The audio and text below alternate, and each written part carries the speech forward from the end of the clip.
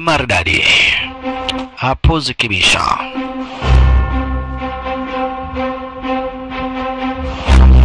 Ni stori moja tena maridadi zaidi. Tom Hopper alikadhalika wakuwa na Amy Hoffman. Tom Hopper jina lake nasema ni James Henderson. Na bila kupoteza wakati basi, na ndugu brother wapenzi watazamaji, leo hii nitakupeleka moja kwa moja hadi upande wa Eastern Europe. Shasha bado ni kwenye ruti za introduction. Kuna nchi moja ambayo inajulikana kama vile Denestrian Autonomous Republic. Denestrian Autonomous Republic ni nchi moja kati ya nchi ambazo ziko hapo upande wa Europe, na ni nchi ambayo hapa basi bila shaka pale imekuwa imekarua zaidi, watu wamenyimwa demokrasia. Lakini kuna mama moja ameweza kupigania demokrasia huku tukiandamana na introduction hadi akaweza kupata demokrasia na akaweza kuchaguliwa kama rais hapa basi wa Denestrian Autonomous Republic. Maridadi pozi kibisha. Nilikuwa hapa basi bila shaka pale na stari moja tena maridadi zaidi, na ambapo hapa basi unasikia hapa ni nchini Denestrian Autonomous Republic. Introduction ya sinema bado George Sarkhan, Iverson wote walihusika kwa kuondoa kwenye sinema. Rick Beneta, Negar Thomas na Terence wote walihusika basi kwa kuondoa kwenye horror cinema. Steven Parma Anderson kama Peterson alihusika pia kwa kuondoa kwenye horror cinema. Endapo hapa upande wa Denestrian Autonomous Republic, hii ni nchi kama venye kuna Kenya, Uganda, Tanzania. Denestrian Autonomous Republic, Eastern Europe. Na ikiwa ni nchi kama zile nchi zingine shasha, makampuni kuchomoka sehemu tofauti tofauti, makampani kuchomoka upande wa United States of America hapa basi na kadhalika, zinakuja kuomba kazi mwanzo. Ni nchi ambao hapa basi it's a third world country, ni nchi ambao unasikia sasa ndio hata wanakuja kupigania hapa basi bila shaka pale demokrasia na kadhalika. Na kwa hivyo kuna kampani fulani ilikuwa imekuja kuomba kazi hapa basi bila shaka pale ya kutengeneza barabara. Lile kampani moja kati ya wafanyikazi wake hapa basi ni huyu jamaa, jina lake anasema ni James. Na amekuja hapa basi bila shaka pale na agent wa lile kampani yao kwa jina la Gabriel Martin. What? Must get breakfast this morning. A really good bagel place was closed. Sasa Gabriel Martin ndio huyu wakiwa hapa basi na James Henderson. James Henderson wakiwa na Gabriel Martin hapa basi na James Henderson wamekuja kutafuta tenda za ujenzi wa barabara kwa hii nchi.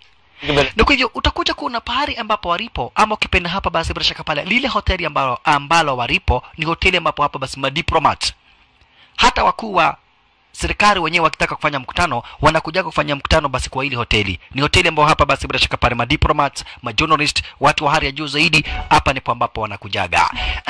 Kwa hivyo Manzi na yeye alikuwa anaandaa meza, ilikuwa ni nyakati za usubuhi, anaandaa meza stara kama hiyo ili wale watu ambao wanafaa kumpatia kazi, watu ambao hapa basi wanakuja kuchukua watu wanakuja kumpatia kazi, watu wa hii nchi ya Denestrian Autonomous Republic pale watampata shasha. Ameandaa meza vizuri zaidi. Maridadi pozi kibisha Manzi wetu Gabriel Martin. Na unasikia Gabriel Martin yeye chenye ambacho anataka hapa basi bila shaka pale tenda ni nini hapa basi, yani anataka kupatiwa kazi. Unaona, anataka kupatiwa kazi ya kujenga barabara kote nchini Denestrian Autonomous Republic. Maridadi alikuja sana mwanzo kutoka asubuhi, ilianza kufika nyakati za jioni na bado hapa basi kama watu hawajafika kumpatia ile kandarasi ama ukipenda tenda ya kutengeneza mabarabara. Alikuja kapata hapa kuna wafanyikazi. Leo nimeshakufahamisha basi hili ni hoteli moja kati ya zile zinaitwa hapa basi bila shaka pale 5 star hotel. Hii ni 5 star hotel na ndio kubwa zaidi upande wa Denestrian Autonomous Republic. Manzi alikuja, lakini goja huumiza matumbo ndio, lakini vile vile hapa basi mwenda pore hajikoi. Halikadhalika hapa basi bila shaka pale ukigoja utakula mbivu, mvumilivu hula mbivu. Hii kuna maana baada ya dakika chache na dakika kadha wa kadha hapa bishi waliweza kukuingilia wale wageni wake. Lazima aweze kuelezea ni kwa nini anaona kama akipatiwa hii kazi hapa basi ataweza kufaulu ile kazi na kadhalika. Na kwa hivyo iko na maana hapa basi bila shaka pale yeye walikuja kujadiliana mambo mengi kuhusu hapa basi ile kandarasi. Jamaa wetu vile vile yeye ameandamana na manzi James Henderson, lakini yeye sio negotiator, sio mtu wa kuja kuongea, yeye ni mtu tu wa kukuja kuwakilisha lile kampani la ujenzi wa barabara shisha. Alright. Waliendelea kujadiliana. Manzi lazima aweze kuhadithia na kuelezea ni kwa nini anafikiria hapa basi yeye ataweza kufanya ujenzi wa barabara. Lakini wako wanaendelea kuzungumza sari kama hiyo. Makosa. Vita zikaanza pale nchini. Vita zikaanza. Wakauliza ni nini? Hizo ni macompradatory zaidi. Some people have not figured out that they can now vote to express their opinions. Lakini wakafahamishwa hapa hii nchi iko na shida kwa sababu kuna watu ambao wataki kuwe na demokrasia na kuna watu ambao wataki watu waweze kuchaguana. Kuna watu wanataka hapa basi bila shaka pale utawala uwe ni wa kuachiwa. Wewe unatawala unakuja na uachia mwenzako. Kwa hivyo kuna vita ambao hapa basi zinaendelea. Vita ambazo hapa basi bila shaka pale ni za kijeshi. Lakini wakaambiwa sijari, serikali itaweza kuzima zile pigano. Wenyewe wakajadiliana na nishakufahamisha hapa basi this is hii ni hoteli 5-star hotel na ndio tu ya kipekee ana zenye wizi hapa basi upande wa Denestra na Autonomous Republica. Kwa hivyo waliendelea kupolea, wakazungumza na kadhalika, na kisha hatimaye baada ya jioni basi elewa zungumzo kama hili la kandarasi tenda ya inchi kutengeneza barabara inchi mzima sio kitu kidogo. Sasa naye James Henderson ni fisi. Alikuja kaanza kukatia demu ya mtu fulani mpaka Gabriel akashidwa. Kwani huyu mtu akona uhagiri? Demu ya mtu fulani na anamkatia. Haya, punde si punde madiplomats wakaanza kuingia, international reporters. Kumbe mpaka President Tania Petrenko. President Tania Petrenko ni president wa Denestra na Autonomous Republica. Yani president wa nchi hii alikuingilia Tania Petrenko, President Tania Petrenko. Na unaona sasa na yeye hapa basi huyu jamaa wetu na yeye ameanza kukatia kademu, anataka kukaigiza boxa. President amesha kuingilia tayari. Kwa nini president anakuja kwa hii hoteli? Kwa sababu hili ndilo president ama hili ndilo hoteli la hali ya juu zaidi, na president anataka hapa basi kuchukua press conference. Anataka kuongea na watu wanahabari wa kimataifa. Unaona? President Tania Petrenko anataka kuongea hapa basi na wanahabari wa kimataifa. Kwa hivyo President Tania Petrenko alikuingilia na akaanza kudai yeye anataka wananchi wawe na demokrasia. We have seen what has happened in other countries and we are doing our best to learn from their mistakes and their successes.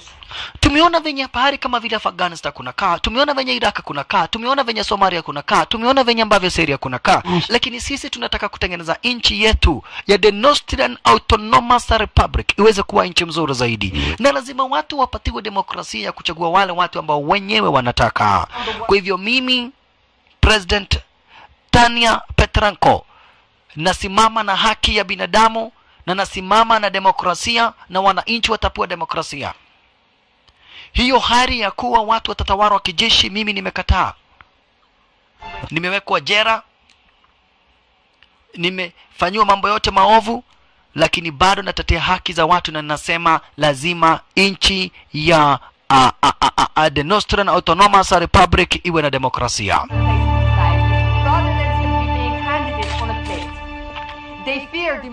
Lakini jamaa wetu James Henderson alicheki pale kando akaona jamaa fulani anajulikana kama vile hapa basi bila shaka pale Voza, George Voza.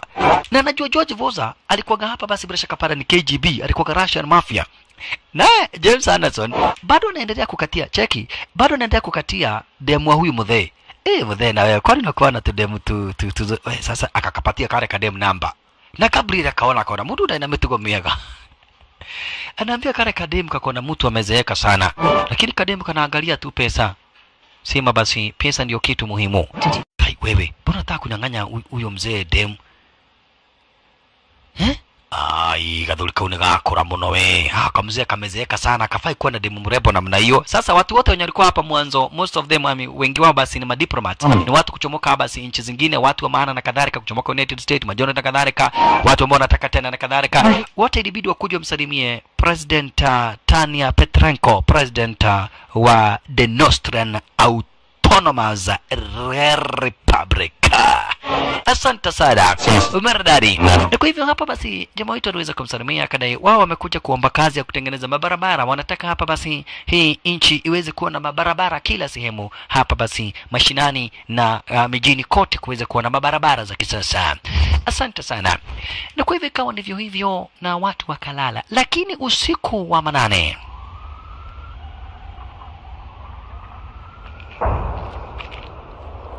vita zikachacha. Na jamaa wetu aliweza kuingiza kale kamanzi box.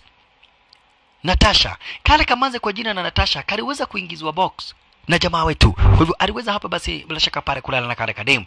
Cheki maneno. Lakini usiku akaona vita zimechacha zaidi. Walelea ye. Vita zimechacha na zinakuja zikikaribia hapa basi ile club yao. Vita zimechacha na zimekaribia hapa basi lile club lao. Kwa hivyo alikuja kaambia manzi itabidi sasa kwanza urudi kwenyewe. Hauna yeye basi chakula za watoto ziko upande wa nje. Ameweka chakula za watoto nje. Okay ni nini? Akaambiwa funika chakula ya watoto. Ilikuwa chakula ya watoto ni ile nyonyo. Akaambiwa funika chakula ya watoto. Chomoka mbio mbio. Faster. Chakula yake ya watoto iko smart. Kuna chakula mzuri sana ya watoto. Ile wa nyonyo ni chakula ya watoto. Mtoto akizaliwa hivi chakula yake inakuwaga ni nyonyo. Alright. Manza kaambiwa sasa fanya hivi.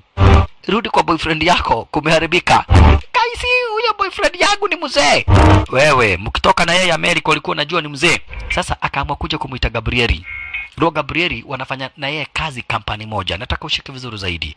James na Gabriel wanafanya kazi kwa kampuni moja, kampani ya kutengeneza barabara. Na walikuwa wamekuja hapa kwa hii nchi kutafuta hapa basi tenda kandarasi ya kutengeneza mabarabara kwa hii nchi shisha. Come on, open it. Fungua haraka. Get dressed. Valia nguo, ni kubaya. Ni kubaya. What's going on? Hii nchi mambo yameharibika. What are you doing? That's my underwear. Yeah, it's real nice. Get. Hiyo ni suruali yangu. Akamwambia achana na mambo ya suruali, chukua vitu zako zote, unahepa, unachomoka ara za nyawizi, unarudi upande wa United States of America. Hapa kumeharibika zaidi. Kwani kuna nini? Kumbe wakati president alikuwa anachomoka kwa ile hoteli, President Tania Petrenko alivamiwa na kikosi cha waasi na inasemekana ameuawa. Kwa hivyo sasa kuna vita kali zaidi baina ya wanajeshi wa serikali na wanajeshi wa kikosi cha kimagaidi. They won't wait. Where to? I have no idea. Na hakuna la kufanywa wala la kutendwa sasa. Yasemekana president ameuawa. Na kwa hivyo hapa basi hali ya hatari imeweza kutangazwa. Hali ya hatari imeweza kutangazwa. Vikosi vya wanajeshi wa Atawara na vikosi vya wanajeshi wa kiasi hapa basi bila shaka ni marebels waasi wanavamiana na wanajeshi wa serikali. Kwa hivyo mandhari ya wewe nenda kwa airport direct. Chukua ndege elekea United States of America. Gabriel akaambiwa shasha. You see this? The chain. You get her to the airport, all right? Okay, just Get her to the airport. Straight to the airport. Gabrieli, wewe toka hapa. Wacha tuone venye mambo yataporea. President Tania Petrenko inasemekana tayari basi gari zake zilishambuliwa na makombora na aminika hapa basi ameuawa. Sasa Natasha kakuja kamuuliza guys, utafuta pahali unifiche? Ati nikufiche? Nilikulipa? Chenye nilikulipa biashara yangu mimi na wewe ikaisha. Sorry. You're a bastard. Pole sana. Manza kama mimi you're a bastard. Mbona uweze kunisaidia? Lakini Manza kaambiwa nilikulipa na hiyo story ziliisha. Rudi kwa mzee boyfriend yako. Sasa Manze mzee naye alikasirika kwa sababu Manze alimwacha usiku akaenda. Kwa hivyo sasa Manze hakuna mtu akona kazi yake. Ndio nasikiaga hii mambo ya madem kukuwa na tabia baya ni vibaya zaidi. Kwa lile hoteli wanajeshi wakakuingilia. Cheka maneno. Kwa lile hoteli chacha. Na madiplomats wamejara za nyawizi huku kwa barabara ni vita zinaendelea. Raia wanashindwa watafanya namna gani, wanajeshi wanapigana na kadhalika. Kwa maruninga wanajionia tu breaking news. President Tania Petrenko is dead. Makusha. Ulolo yaye. Ashalala. Kuruweza kukuingilia sasa kikosi cha wanajeshi kikiongozwa hapa basi bila shaka pale na Voza. Kikosi cha wanajeshi kikiongozwa hapa basi na George Voza. Kiliweza kukuingilia. Na kikadai kimekuja kuwawekea hapa basi bila shaka pale watu wote ulinzi. Kile kikosi cha wanajeshi sasa kikadai kimekuja kuwawekea watu wote ulinzi. Kisha na maana basi bila shaka pale nchi imeharibika. Wanajeshi wakateka over ile hoteli. Wanajeshi wakazingira ile hoteli na kisha timu ya hoteli basi bila shaka pale wenye wote walikuwa kwa hoteli wakaambiwa wasije kuwa na wasiwasi. Mwanzo wao hawana ubaya. Chenye ambacho kimewaleta Raizi ni kuwawekea watu ulinzi. George Voza sasa. Stay calm. We're here for your protection. You're safe now. You are safe now. Ala, lakini jamaa wetu alikuja akapata jamaa fulani amekaa hapa. Na yule jamaa hana wasiwasi. Na akashindwa sana hapa basi bila shaka pale huyu jamaa ni nani? Ai? Kumbe anamjua, lakini huyu jamaa hajui jamaa wetu hapa basi James Henderson anamjua. Mwanzo anakuambia James Henderson ndiye jamaa aliyestarring kwenye horror cinema.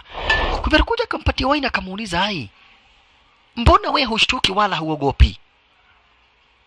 Watu wote huku kila mtu anashtuka, kila mtu ameshtuka, kila mtu anatoroka. Lakini watu umerelax. What's up?" Make a move with that Lazar. Akamwambia hapa basi nimeona George Voza. Lakini huyu jamaa jina lake hapa basi bila shaka pale ni Mr. Horizon. Horizon akamwambia, "Sikiza. Ukiona Boza ujue Rosar anajua chenye ambacho Bozar anafanya." Jamaa wetu hajui General Rosar ni nani, lakini akafahamishwa kuna mtu kwa jina la General Rosar. General Rosar lazima ndiye amemwambia Voza afanye alete wanajeshi ara zenye hizi. Ala, kumbe ikawa sasa jamaa wetu walizungumza wakamzungumza, lakini jamaa wetu akashindwa zaidi. Ni kwa nini huyo Horizon hashtuki? Sawa. Mwambia sawa. I'm about to get back. Don't want to get looted. Good luck. Good luck. Akaambua good luck na kutakia kila la heri na unaihitaji sana. You need my good luck. Unahitaji good luck zangu, unazihitaji sana tena zaidi. Washalala. Alright, mardari. Basi ikawa ndivyo hivyo. Endapo jamaa wetu aliweza kuchomoka, lakini amechomoka akiwa na maswali anajiuliza kuhusu Mr. Horizon. Mbona Mr. Horizon hashtuki? Lakini kuja kupita Raizi akaona mfanyikazi wa lile hoteli ananajisiwa na wale wanajeshi ambao wamekuja kuweka ulinzi. Ai? Na wamepanga laini wanajeshi kadha wa kadha. Sasa naye jamaa wetu akaingilia. We, si nikuwa wa kwanza. Mtigire Kenya bie. Akaambiwa pana this military business. Bro.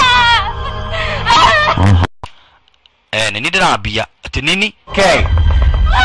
Hii ni mambo ya wanajeshi. Akawaambia hapana, mimi nataka kuanza. And it's not okay. Kwa nini mnafanyia umanze stare kama hiyo?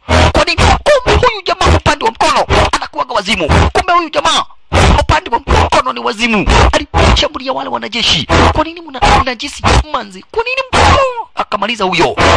Mwingine ndiye huyu. Kwa nini mna najisi manzi? Kwa nini mrape manzi? Akafinya huyo macho akatoboa kisha manzi ni alistuka kichwa. Weke wateke. Go. Umeria. Shingo. Cheki. Karash. Nethagio Samson na Delira. Manzari ona huyu lazima akuwe yeye ndiye Samson. Olala yaye. But all the same hapa basi maisha yake yameokolewa. Amemaliza wanajeshi wawili tayari. Ati ni mtu wa kampani la kutengeneza barabara. Hili jitu abana machezo mana. Hili jitu abana machezo. Jina lake ni James Henderson, US Special Forces Retired Commando, now working with the CIA, and he is extremely dangerous. Wow. Do not disturb. Anafanyaga wana CIA kazi, lakini anaendaka kwa makampani akuwa undercover. Sasa hata lile kampani anafanyia kazi, yeye ni undercover, anafanyaga kazi chini kwa chini. Maridadi. Asante sana. Alikuja akajiseti kwa maskani lake, lakini akaona kumeharibika zaidi. Wanajeshi ambao wanaunga serikali mkono hapa basi wanashambuliwa sana. Na wanaweza na wanajeshi ambao hapa basi bila shaka pale hawaungi serikali mkono. Hii ni kumaanisha vita zimechacha vibaya zaidi kuro upande wa nje. Wow. Alicheki kuna heri kutayarisha vitu zake mwanzo sasa kulingana na venye ambavyo situation zimeporea hapa. Ingawaje hapa sio kwa nchi yake, lakini mambo yaendelee vizuri. Wakati anajiandaa passport ati yaende, akapigwa simu na Gabriel. Gabriel akamwambia, "Hebu toka hapa nje uone maajabu." Sasa akashtuka. Mwanzo anafikiria Gabriel ashachukua ndege basi na akarudi upande wa United States of America, lakini Gabriel ako hapa. Lazima apitie pahali kuna wanajeshi na hakuna mtu anaruhusiwa kuchomoka. Wanajeshi wanazuia watu wasichomoke upande wa nje. Wale wanajeshi ambao wako Ara za Nyawizi wanazuia watu kuchomoka upande wa nje. Jamaa wetu kaona hapa kuna kiberiti na embassy. Kwa hivyo akachukua kiberiti na akachukua embassy, design kama hiyo, na kisha kaamua kuchomoka upande wa nje. Aha, huko alihandwa we na kwenda wapi? Kulingana na amri ya wagubu hakuna kutoka nje. Akademi nataka kuvuta fegi. Siwezi vutia fegi huko ndani. Okay. Kama unataka kwenda kuvuta sigara, hebu nipatie. Hii ni embassy, nipatie 4. Chukua mkubwa. Na elewa hiyo ni plani yake ya kuchomoka upande wa nje kwenda kupatana na Gabriel. Mwanzo Gabriel amemwambia chomoke upande wa nje akuja aone maajabu. Sasa yeye anataka kujua ni maajabu ya aina gani ambao hapa basi mwanzo amemwambia akuja aione. Akajifanya anaendelea kuvuta sigara, lakini plani yake basi ni kubonga na Gabriel. Anashindwa Gabriel ni maajabu gani aliona. Oi, nege fegi. Mimi nafuta sigara, sina mambo mingi. Alright. Aha, asante sana. Kachomoka upande wa nje. Alikuja kapata Gabriel na kura vidori. Wewe uko suppose kuwa umepanda ndege ndio ukarudi upande wa United States. Hapa vita zimechacha zaidi. Hili building limezingirwa na wanajeshi, na hawa sio wanajeshi wenye naunga serikali mkono. Hawa ni wanajeshi ambao wako against the government. Na ndio sababu wamekuja Ara za Nyawizi. Akamwambia kuja nikuonyeshe. Nani huyo? President Tanya Petrenko. Kumbe President Tanya Petrenko baada ya dinga lake kupigwa na makombora, dinga lake lilikuwaga armored sana. Kwa hivyo aliweza kupata ka escape pod. Ingawaje aliweza kuumia, aliweza kuchomoka na ka escape pod, akachomoka. Lakini kulingana na venye lilipuliwa, wanaamini amekufa, na ndio sababu wanatangaza amekufa. Ndio sababu wanatangaza amekufa, ingawaje basi bado yeye hajakufa. We, tupeleke hospitalini. Oh! Mimi nataka kwenda Ushago, tauni zote kuna vita. Mimi lazima niende.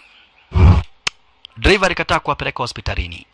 Na unasikia manzi wetu Gabriel anadai wakati alikuwa anaenda kwa airport, akuwa barabarani, alipata huyu President Tanya Petrenko akuwa kando ya barabara, akuwa ameumia. Akambeba. Ndio akarudi na yeye hapa juu alishindwa atampeleka wapi. Sasa ajabu ni kuwa wakati wamemchukua tu design kama hiyo juu wanataka kumuingiza huku ndani, soja akachomoka. Na hawa masoja wenye mazingira hili building ni moja kati ya wale masoja ambao walivamia magari zake huyu president. Huyu kwanza akapigwa simu. Faster. Unasema kitu gani? Dadi nataka kuambia Abenyuia ni nyanya yako, usinipigie simu saa hii tuko kazini. Haya. Kidogo jamaa wetu akafungua faster. Anaelewa kuna soja anakuja. Na elewa masoja wenye wako hapa wakajua ati Tanya Petrenko kwa uhai inaweza kuwa noma zaidi. Mwanza kaambiwa wewe pitia hapo juu lazima masoja waone nikirudi upande ndani wasije wakasuspect. Rudi huko wewe Gabriel Neke. Funga mlango chap. Kumbe amepakwa damu na Tanya Petrenko. Kidogo. Iko kitu gani? Noge fegi. Mimi ni kifegi tu. Okay. Muda wa kuvuta fegi imeisha. Hebu rudi ndani haraka. Rudi upande wa ndani haraka. Hatuna wakati wa kupoteza. Mwingine akamuita upande mwingine. Hebu leta hii sigara. Sasa anaficha damu. Unaona? Anaficha damu stari kama hiyo. Akafaulu kupita. Hii ni kwa bahati ya Mungu, hakika jamaa wetu aliweza kufaulu kuhepa. Yaani kupita design kama hiyo. Manzani amemngojea Ara za Nyawizi mbele huyu Tanya Petrenko anahitaji usaidizi. Paro alikuwa ameagana na manzi wapatane. Enjoy cigarette. Uko na sigara hata mimi unipatie datu unyuo. Nimenyang'anywa. Kisha sasa wakamchukua President Tanya Petrenko speedy. Wakamchukua President Tanya Petrenko mbio. Ilewa sasa wakajulikana wako na Tanya Petrenko. Ni unaona wanajeshi wanatangaza ati amekufa. Wao watauawa vibaya zaidi. Kwa lazima waweze kuwa waangalifu sana tena zaidi. Gabriel fasta kuona masoja wanakuja, ikabidi asimame hapa ili awazubaishe. Ndivyo masoja wasiwafuate. Unaona? Ndivyo masoja wasiwafuate. Hai sasa nini? Choo za huku zinakuaga wapi? Mimi natembea nikitafuta choo. Nasikia tu kunyora. Tafadhali. You need to be downstairs. Hatutaki watu wa kutamba. Na kama ni kwenda kujisaidia unajisaidia mara moja narudi pale wale watu wengine nakaa. Hatutaki mtu hata moja atikusema ati unakaa huku njoo. Hiyo mambo hatutaki hata kidogo. Haya, jamaa wetu naye bado amemshikilia hapa basi Tanya Petrenko. Anataka kuelekea sasa mpaka kwa maskani yake. Amweke Tanya Petrenko ili aweze kumpa huduma za kwanza. Mbele hapa basi President Tanya Petrenko ameumia vibaya zaidi. President Tanya Petrenko manzi ameumia vibaya zaidi. Washalala. President Tanya Petrenko ameumia. Manzi na yeye alirudi pale wale watu wengine wote walipo. Na akamuuliza Voza, mtu kama mimi kuchomoka United States of America, kwa nini mnanikataza nikuje niende nikakae kwa room yangu? Nahitaji kwenda kwa my room. I need to go to my room. Kama kuna kitu ambacho nahitaji kwenda hapa basi kwa room yangu. Mimi sihitaji kukaa hapa. I need to go back to my room. I need to go back to my room. Lakini Voza anamwambia never, watu wote wanafaa kupariara hizi. Wewe ni wa Amerika na unajua venye Amerika inaweza tufanyia. Okay, sawa. Na basi usiruhusu mtu hata mmoja aweze kuchomoka. Manza kambuire kitu iko, unaweza rudi kwa room yako lakini usijaribu kuchomoka nje ya hili building. Hakuna mtu anafaa kuchomoka kwa ile building. Wardari. Voza hapa basi amesisitiza kusije kukawa na mtu hata mmoja ambaye ataweza kuchomoka kwa ile building. Wardari. Pose kabisa. Na sasa amri imechomolewa. Kusije kukawa na mtu hata mmoja ambaye ataweza kuchomoka. Wanajeshi wanaweka ulinzi. Kumbe hapa basi Natasha aliamua kuhepa. Pakusha. Natasha aliamua kuhepa. Mwanzo alichekia kona hapa basi huu si ujeshi wa kawaida. Hawa si wanajeshi wala wa kawaida abana. Hawa sio wale wanajeshi wa kawaida. Stop it. Stop it.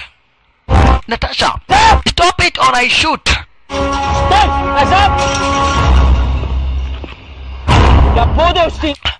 Voza akarudi.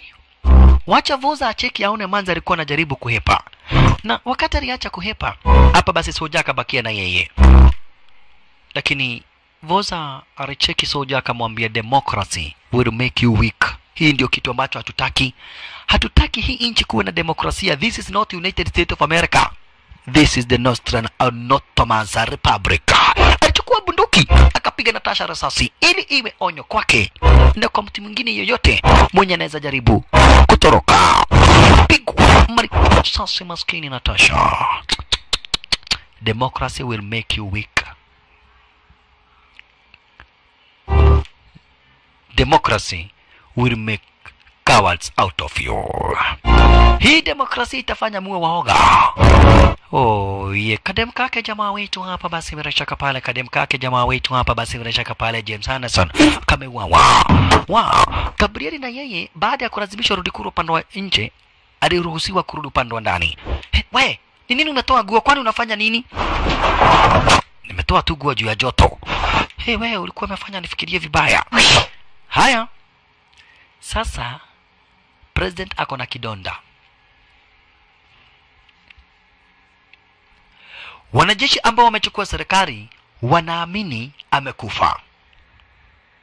Sasa hichi ni kitu ambacho kinafanya mpaka wale wanajeshi wengine ambao walikuwa upande wake wa give up na kujiunga na wale wanajeshi ambao wamegeuza serikali. Kwa nini? Kwa sababu inasemekana president tayari ameuawa. Na kama president tayari ameuawa, wanajeshi wengi wanaona hakuna haja ya kushinda wakipigana vita. Mwanzo wanapigania nani? Na already commander in chief ameuawa. Na ndio sababu kikosi cha wanajeshi wa kigaidi kinaendelea kuwa na nguvu. Mwanzo kuaminika hapa basi ati president Tanya Petrenko amekufa. Ishatangazwa kwa maruninga na kila pahali kwamba na kwa eti amededi. Kwa hivyo hakuna mtu wa kupigana in her name. Scapegoat is out. You heard friends will think we were on the coast payroll. Yeah, na hapo ndipo hapa basi bila shaka pale Manzari ambua sikiza. Tukionekana na huyu mama, maisha yetu iko hatarini. Tukimwachilia wamkamate, tutaonekana kama tuko upande wa wale magaidi. Kwa hivyo chenye tunafaa kufanya ni kung'ang'ana juu chini, kumsaidia, kumtibu na kung'ana venye ataweza kupona na kumsaidia na kumficha kwa njia yoyote ile ambayo inawezekana. Hivyo tu ndivyo ambavyo tunaweza tukafanya. Kwa hivyo jamaa wetu na kwa hivyo jamaa wetu James Henderson wakiwa na manzi wetu Gabriel lazima msaidie. Na wakati ile dinga lake lilipatwa hapa basi kumbe mpaka machupa zilikuwa zinaingia ndani ya nyama zake. Cheki. Kama hiyo ni kichupa kinatolewa ndani ya mwili wake. Wololo yaye. Washalala. Aish. And then you found me. Nilivamiwa.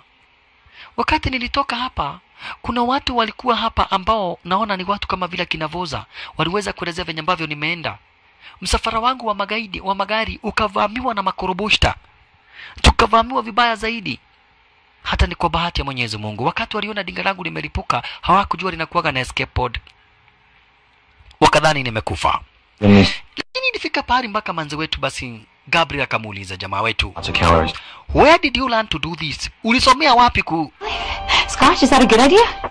Ulisomea wapi hapa basi bila shaka pale kutibu watu? Jamaa wetu akamwambia kwa National Youth Service, kwa Boy Scout. You should put a shirt on. We don't need you getting a cold.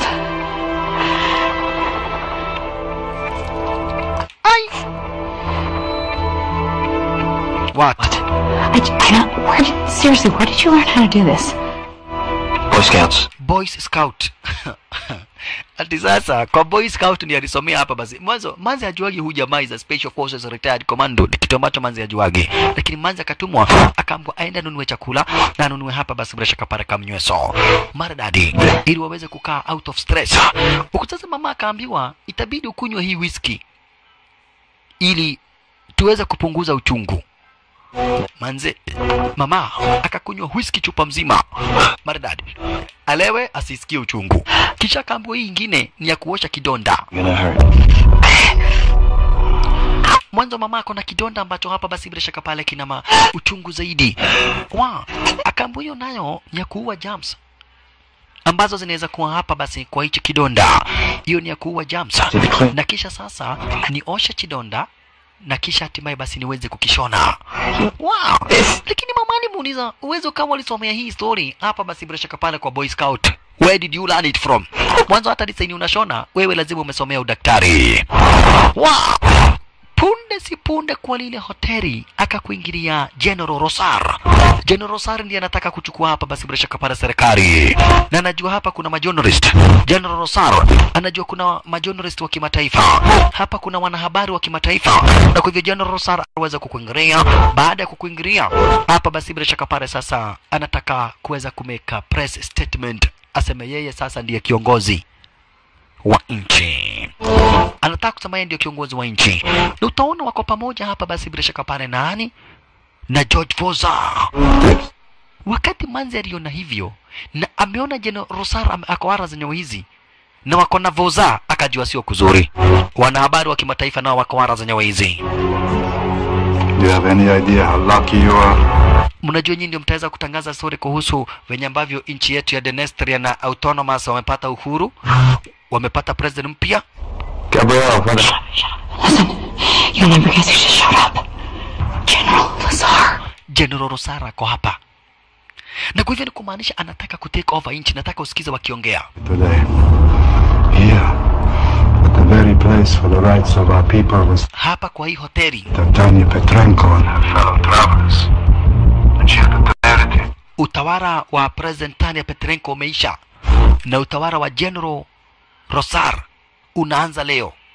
Leo ndio ninajitangaza na ninajitakaza na ninajitangaza na nijitakaze kama rais wa Denestrian Autonomous Republic. Na ulimwengu wote uweze kujua nani president. Na mpige makofi mara moja. Makofi kwa kiongozi. Kiongozi wa kujichagua yeye mwenyewe. Na yeye ni mimi, General Rosar. General Rosar. The pool will set up in the penthouse. It has the view over the sea. You have set up office for me? Yes. Set up an office for me? Hapa mmetengeneza kwa akaambua ndio mkubwa. Tumekutengenezea ka ofisi. Kumbe hii mishoni ya kugeuza serikali ilikuwa yake hapa basi General Rosar wakiwa na Voza, George Voza.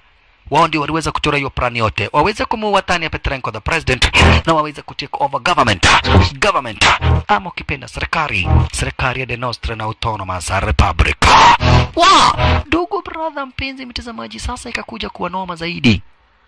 Mwanzo President Tanya Petrenko alifahamishwa General Rosar anataka kutake over serikali yako, wako pamoja na Voza. Sasa utafanya nini? Na wanataka kwenda kutangaza live kwa wao wametake over government na wanajeshi wote wajiunge na wao. Lakini mama akadai lazima niweze kutafuta watu wa press ili raia na wanajeshi wangu wajue niko uhai mbele. Alright. Manze naye kuingia kwa elevator, nani alikuingilia? Wanajeshi kadha wa kadha ikiwemo Voza. Voza akafinya ile floor ambao Manze anaenda na akashindwa. Manze unaniambia uko peke yako, umebeba kamnyeso mingi zaidi na chakula, kwani mko na akina nani huko? Manze kadai ni mimi tu naenda kukula peke yangu. Sasa wakati alisema nakula peke yake, Voza akasense hii haiwezi kuwa chakula ya mtu mmoja. Maybe you don't get it because democracy is old news in the West. We are in the middle of a moment. People who have never known freedom are rising up. But this moment is as fragile as butterfly wings. The West... hapa ni kubaya zaidi. Mambo iko hatarini kwa sababu watu wengi viongozi ambao tuko nao hawataki kupatiana demokrasi kwa nchi. Na wakati nilianza kupatiana demokrasi, hapo ndipo nilianza kukosana na akina General Rosar, akina Voza, kwa sababu nataka kupatia raia demokrasi ya kuchagua kiongozi wao, freedom of speech, kujiongea venye wanataka. Demokrasia kama hiyo ndio ambao ninapatiana, lakini watu wengi hawataki. Raia wananipenda lakini viongozi wengi hawanitaki. Okay, kaa vizuri Madam President, tutengeneze kidonda. Haya, Manze kaambiwa si umefika. Kadai hapana, kuna kitu nachukua huku juu. Okay, sawa. Voza akachomokea hapa, akaambia Manze kama kuna kitu wewe unaenda kutafuta huko juu, naendelea. Lakini General Voza ama ukipenda hapa basi George Voza akaambia wanajeshi wake something is not right. Something is not right here. Check every room. Something not right. Something not right. Kuna kitu ambacho huyo demo anaficha. Kwa hivyo muangalie kwa kila nyumba. Mwanzo kuna kitu ambacho huyu Manze anaficha, na lazima tuweze kujua ni nini. Kuna kitu ambacho huyu Manze anaficha na lazima tujue ni nini. Kumbe sasa kwa hii floor ambayo jamaa wetu James Henderson wako wakiwa na President Tanya Petrenko, George Voza amesema nyumba zote ziangaliwe, na wakipata anything suspicious wanakiua. Wololo yaye. Chunga sana James Henderson. Voza ako njiani kukuingilia. Chunga sana. Wanaingia na milango diseni kama hiyo. Wanajeshi wake hapa basi George Voza, hivyo ndivyo ambavyo wanakuingilia. Wanaingia na milango design kama hiyo, tena kwa fujo. Wanakuingilia design kama hiyo hapa basi, tena kwa fujo vibaya zaidi. Tena kwa fujo, tena hapa basi fujo ingine deadly sana hapa basi tena zaidi. Wololo yaye, washalala. Sasa Manze aliulizwa utafanya namna gani? Akadai yeye anahitaji kufika kwa press. Mlangoni kwao kukabishwa. Makosa. Jamaa wetu akasikia hata sio kwa mlango kwao, the next room.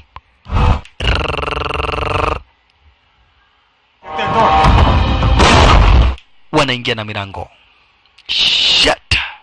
Na Tanya Petrenko ako hapa. Na President Tanya Petrenko mwenye ambao hapa basi kina Voza wanadhani waliua, ako ara zenyewe hizi. Sasa jamaa wetu ni sasa kachiruru kugotekolewe. Nitakuficha wapi? Akaamua kumficha kwa bafu. Cheki. Aliamua kumficha kwa bafu. Wololo yaye. Aliamua kumficha kwa bafu yeye, na anaumia juu ya chile kitonda ambacho ako nacho. Ingawaje amepatiwa hapa basi bila shaka pale mapenkina, na akapatiwa hapa basi bila shaka pale huduma za kwanza, na kidonda kikashonwa. Kwa hivyo kinaendelea kupata nafuu pole pole. Asante sana. Jamaa wetu alimficha kwa bafu design kama hiyo, na kisha hapa basi bila shaka pale akafunika maridadi. Amemficha kwa bafu design kama hiyo, na kisha akafunika stara moja tena maridadi zaidi. Woi, lakini sasa hapa kumejaa damu. Faster. Kuna bishwa. Sitakubishia tena bro. Sibishi huu mlango tena. Kwa hivyo itabidi uweze kufanya speedy. Mwanzo nimebisha huu mlango mara kadha wa kadha. Itabidi hapa basi bila shaka pale uweze kufungua huu mlango. Sasa ni kuficha viatu, kuficha nini woi. Kitanda kimejaa damu. Salala. Faster. Akachukua pilo moja. Akawekelea. Dioe nie. Sijui kama watajua. Fungua huu mlango ama tupite na karoboshta.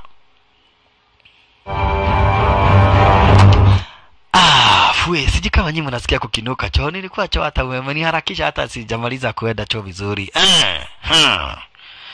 Kwani nini ulikuwa unafanya kwa choo? Ulikuwa unakunywa betri ama ulikuwa unakunywa Maya 99? Na nani nakujua wewe? You were at the reception earlier. Ulikuwa kwa reception mkiwa na huyo demo naitwa Gabriel. Yes, we're here to expand the cell phone network. In fact, I can show. Fact, acha nione venye mtanuonesha. Wewe acha na bunduki. We, mimi sio bunduki ninatoa, ni bronchua. Going to show you a brochure. Ya, mimi nataka kukuonesha bronchua. Meaning, nataka kuonesha hapa basi ile kampani nafanya kazi nayo. Ndio hii bronchua. Sisi tunatengeneza kama barabara na madaraja. We are becoming modern country. We need modern tools.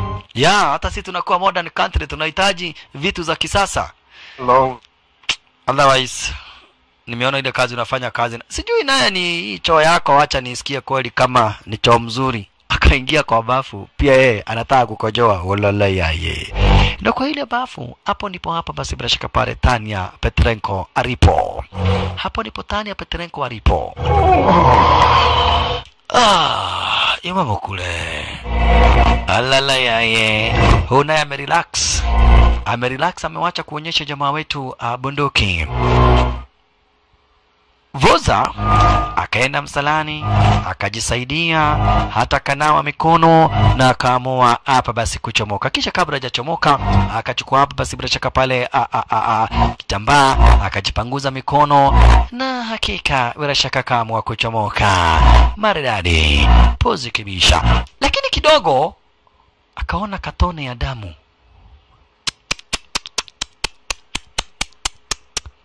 Wacha afunue amuone Tanya Petrenko. Akasema, what? Petrenko is here. Jamaa wetu. Sasa akaanza masoja kwenda kuchomoka. Voza kamwambia, shoot me and all soldiers will be here. The building will be here in me. All the soldiers in the building will be here if you shoot me. Akamwambia, okay, you are right, I won't shoot you, but pata moja. Lakini Voza ni mdedri. Alimwanza Voza si ati wale watu atumutandike, hapana. Voza ni mpigane wao yeye. Washalala. Voza ni mdedri. Unasikia alikuwa hapa basi is the next KGB. Abara machizo. Jamaa wetu na yeye James Henderson akabidiana sasa hapa basi na Voza alichukua bunduki. Voza alichukua pisto. Kumbe huyo sojari ya muka pata moja na mama. Hakusikia chochote. Akanyonga mama shasha. Na jamaa wetu akipiga marasasi, masoja watasikia mlio wa marasasi na watakuja hapa basi bila shaka pale kwa wingi. Na huko asipopiga marasasi, mama ananyongwa. Kwa hivyo aliweka piru iwe kama silencer. Akaweka piru ikawa kama silencer, kisha akapima jamaa marasasi. Cheki. Ana miss, akapigwa risasi moja mbili. Hilo jamaa wetu alikuwa na miss mwanzo, bado wanapigana hapa basi bila shaka pale na huyu Voza na jamaa wetu. Ni wakati naye hapa basi Gabriel na kuingilia. Kuja kapitana Gabriel ndio huyo hapa basi bila shaka pale boroke maji marazono kwa ndio huyo Voza akachomoka mbio. Jamaa wetu anamfuata. Mwanzo anajua hapa basi hata jamaa wetu akaona, odhie ukaugeto wego uko ona nie. Lakini alikuja kufika, alimwekelea dondi. Kwa ile maskani walianguka, aligongwa dondi. Cheki. katwa moja kazirai papo hapo. Hagithi wetaje hivi jo yatia. Unataka kwenda kuita wanajeshi halafu ni wacha namna gani? Hano wakacheki wakaona sasa hawajui kama atarudi ama hatarudi. President, we better get the hell out of here. Gabriela akamwambia President Tanya Petrenko, I think the best thing we can do ni kuchomoka ara za nyowe. The best thing we can do ni kuchomoka ara za nyowe hizi. The cart. Okay. Tuchomoke. Na ili kusijulikana kuna kitu kama hicho ambacho kimetendeka. Gabriela akachukua yule soja ambaye aliuawa na akamweka kwa kata. Akaamua kuchomoka na yeye. Cheki maneno. Jamaa wetu naye akaficha huyo wa Raizi. Kumbe baada ya Natasha kuuawa aliletwa hapa. Oi. Walikuja wakamficha ara za nyawe hizi tu baada ya kumuua. Kumbuka Manze mwenye alikuwa anajaribu kuhepa. Ukumbuka ni Manze ambaye wali spend the night, yani walilala pamoja na jamaa wetu. Ukumbuka ni Manze ambaye aliwacha kamzee kake akakuja basi wakalala na jamaa wetu hapa basi James Henderson. Kisha hatimaye akajaribu kuhepa. Wakati alikuwa anajaribu kuhepa hapa basi Voza akampiga marasasi na akamtambariza. Makosa. Aisha. Sasa hapa basi bila shaka pale watu wote ambao wako kwa lile hoteli, wafanyakazi, madiplomats wote ambao kwa lile hoteli, habari wanaipata vizuri zaidi tena round and clear kwamba na kweti President Tanya Petrenko ameweza kuuawa na kwamba na kweti sasa nchi ya Dnestan Autonomous Republic iko mikononi mwa wanajeshi wa kiongozi wanajitu kwa jina la General Rosar. Lakini utamani mwambie General Rosar wewe ni msaliti. I know you. Okay. Mukisikia mtu akisema ananijua, ojo yatia. Akamwambia wewe ni msaliti. Usidhani wewe tu ndio umekuwa mwanajeshi. You have betrayed our country. Oh, na sasa unataka kupigana na mimi. Ulikuja kutafuta kazi kwa hoteli, uliwacha wanajeshi ukakuja kutafuta kazi kwa hoteli alafu unataka kupigana na mimi. I give you a chance. Come on, fight me. Come on. Pigana na mimi, nimekupatia nafasi. Pigana na mimi, nimekuruhusu. Come on. Fight me. From the wilderness, a man takes what he wants. A thief takes what he wants. Wewe ni mwizi. Oka. Lakini wapi? Aka madae. General Rosar. Nikadedri. General Rosar ni wazimu nani? General Rosar ni wazimu sana tena zaidi. Wa shalala. Oh yeah. Sasa Besteri ambayo sasa fanya aje, pigana na uswadi. Inaonekana mikono yako haina nguvu. Chukua uswadi. Na ule ujue mimi ni mtu fair, nitakupatia uswadi na mimi nibakie na moja. Dema, kama unaona kama nimefanyia hii inchi vibaya, iwapo unaona kama nimefanyia hii inchi vibaya, wewe nikate. Oi. Hili jitu ni wazimu. General Rosar ni wazimu. General Rosar hapana machizo. Mwanzo unasikia yeye hapa basi ni general. Unasikia yeye ni general. Katwa tena. Oh yeah. Miss. Kama itu anauliza hili ingekuwa tu ni mimi. Lakini General Rosar ni mdedri zaidi. Umeshindwa kupigana na mimi, so ninakudunga mguu kisha ninakukata shingo. Watu walifunga macho wasione akikatwa shingo. Mpaka jamaa wetu akaondoka. Ili asionekane kama the kakikatwa shingo. Mwanzo kalikatwa shingo hadharani mbele ya watu. Oneguo ndiri mwekaga. Nitakuwa nawafanya namna hii. Mundu ukileta kenyoliro, kichwa kata maliza mtu hivyo. Hiyo kichwa ipikwe supu niletewe. Faster. Dhifuso na ihenya. Akisha hiyo jiko. General Rosar anataka supu akunywe. Kuna mtu anaenda kuona kuro pano juu. Watu walistuka zaidi. Mwanzo hawako wanatarajia hapa basi imefikia hapo, lakini wamesikia sasa mpaka supu itapikwa. Sasa watu wote ambao wako ara za nyowizi wanakaa chini ya ulinzi mkali zaidi wa wanajeshi wake General Rosar. Wakati watu wako hapa ni kare kamanze kadisaidiwa kanye kalikuwa kananajisiwa. Yeah. God is good, you are alive. Longer, what the hell are you doing? Trying to clean up. We are trying to clean up. Kawambia okay. Cheni uoneshe pale tutapeleka huyu mtu. Wacha tu nionyeshe pale tutapeleka huyu mtu. Na lazima tuweze kufanya kila kitu haraka. Mwanzo lazima wanajeshi wataanza kutumwa kuja kumtafuta General Voza. Manze kadai na mimi, wacheni niende nisafishe hiyo nyumba. Let me go clean the room. wacha niende nifiche evidence, kwa sababu ninachukua tu dakika 2. Tukiwacha hiyo nyumba namna hiyo, wanajeshi wake Voza wakuja kumtafuta Voza wapate hiyo nyumba iko na vitu kama hizo, bas maisha yetu itakuwa hatarini kwa hili building. Faster manzi wetu hapa basi bila shaka pale Gabriel, nitaanza wapi? Faster Gabriel, kuficha evidence yote yenye inaweza fanya basi waweze kujulikana, waweze kufanya operation hara za wizi na wakaweza kumaliza wanajeshi kadha wa kadha, na zaidi hawawezi wakataka kujulikana wao ni wako na President Tania Petrenko. Hawawezi wakataka kujulikana kwamba na kweti wao ndio wako na President Tania Petrenko. Ashalala wololo yaye check manino kwa hapa basi bila shaka pale ile kati diseni kama hilo. Sasa kwa hii kati kuna yule mwanajeshi mwenye aliweza kuuawa, kuna yule soja ambaye aliweza kuuawa, ndiye amebebwa stara kama hiyo, ili wanajeshi wakati wanafanya search wasije wakapata wenzao ambao tayari wameweza kudedishwa. Fast hapa basi kuchomoa ule mwili na kutafutia pale pa kuweka. Jamaa wetu James Henderson wakuwa na President Tania Petrenko. Ashalala, yani President haamini ati hii ni nchi yake, na haamini ati ni yeye amefichwa design kama hiyo. Sasa sojari dazwa kwa kitanda stare kama hiyo, kisha kawekwa design kwamba hapa basi ni mtu ambaye amedozi usingizi mnono zaidi. Gabrieli na yeye anang'ang'ana juu chini kuficha lile maskani. Gabrieli anang'ang'ana juu chini hii ni damu, atafanya namna gani? Akacheke kaona kuna nini, kuna bed cover ya kubadilisha. Faster akachukua ile bed cover akafunika juu design kama hiyo. Jamaa wetu na yeye akaendelea kujihamu. Design kama hiyo, kisha na maana anajua hapa basi bila shaka pale hapa sio kuzuri hata kidogo. Right on time akaama kupigia Gabriel.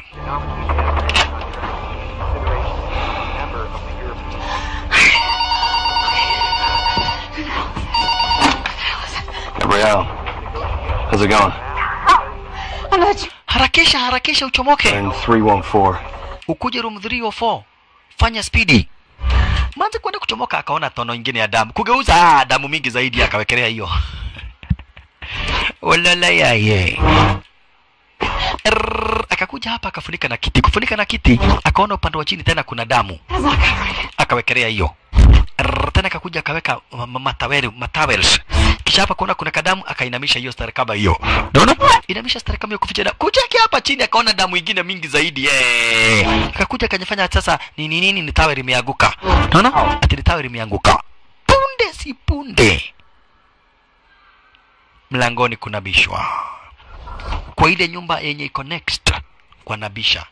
Na kwa hivyo hii ni kumaanisha within a short period of time watakuwa hapa. Cheki. Hii ni kumaanisha watakuwa hapa basi within a very short period of time. Yani hapa basi kwa dakika chache zaidi watakuwa kwa maskani lake. Wololo yaye. Na jamaa wetu James anamgojea Gabrieli. Huku naye President Tania Petrenko anaambia jamaa wetu lazima watafute press. Lazima watafute wanahabari. Wanahabari wapeperushe habari kwamba na kweti President Tania Petrenko ako hai. Hivyo tu ndivyo ambavyo hapa basi yeye anaweza kaa kwa amani. Kile kidonda kimevunja damu na kwa hivyo ikabidi tena kwanza waweza hapa basi kutengeneza. Masoto akakuja kwa ameingia. Cheki. Manza alichora plan, akajifanya yeye ni kuoga naoga. Ai. Ni nini mnaingia kwa mlango bila kubisha? Sisi ni afisa tunakuja tukiangalia kama tunaweza ona kitu mzuri. Na sasa simtoke simnaona ninavaa nguo. Tokeni ninavaa nguo. Ati Avande vitu tokeni nitarudi nikuwa peke yangu. Tokeni 20. Mwenye alikuwa kiongozi wa hiyo operation, hebu tokeni 20. Lakini unajua ninarudi nikuwa peke yangu. Uwezi onyesha mimi mzuri namna hiyo alafu ati niende hivi. Lazima nirudi peke yako. Ni sawa, rudi ukitaka. Okay, nitarudi. Hata nimeona umekubali. Lakini ndio plan ya manzi ilikuwa hawa watu waende kabla hawajasearch ile maskani. Unaona? Hiyo ndio ilikuwa plan yake. Hawa wanajeshi waende kabla hawajasearch. Mwanzo kweli wakisearch watajua kuna wanajeshi wameuawa. Ala, jamaa wetu na upande mwingine anaendelea hapa basi bila shaka pale kutibu chile kidonda. Punde si punde. Wanajeshi bado wanaendelea hapa basi bila shaka pale kuchapa raundi. Lakini ndipo alichungulia akaona General Rosar kuna mtu anaongea naye vizuri zaidi.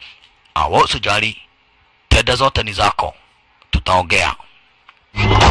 Akafunga mlango. Lakini kwa hiyo maskani ameona kuna mtu alikuwa anaongea na General Rosar. Ameona vizuri zaidi kuna mtu ambaye alikuwa anaongea na General Rosar. mtu ambaye anaahidiwa tenders na kadhalika, na akashindwa sana. Ni mtu wa aina gani? Mwanzo General Sara aliweza kucheka kama kuna mtu amemwona, na kisha hatimaye akachomoka. Ala, washalala. Sasa alikuja kauliza president, ni nani huyo anaweza kuwa hapa basi anaahidiwa tenda zote? Lakini madam president akamwambia, sikiza, kuna watu wago wana support inchi itoke vita ili wao wafaidike kivyao, watu kuchomoka inchi tofauti tofauti.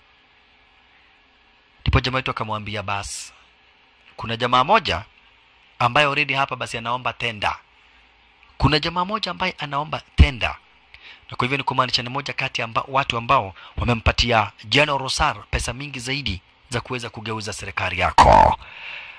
Lakini nitaongea na yeye nijue nia yake ni nini. Na kaambia president, uchunge sana. Mwanzo kitu muhimu saa hii ni wewe kukaa uhai. Right. I still don't see how it helps though. Because there's more going on here than a coup.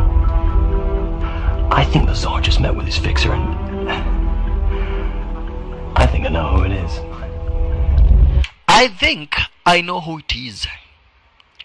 Naona kama najua ni nani huyo ambaye hapa basi anapatiwa tenders za kuleta masiraha, kutengenezea wanajeshi uniform, kutengenezea wanajeshi gambut, kuleta chakula za wanajeshi, kuleta mitandao. Kuna mtu ambaye anataka hizo tenda zote, lakini na yeye amepatia kina General Rosar pesa za kulipa wanajeshi.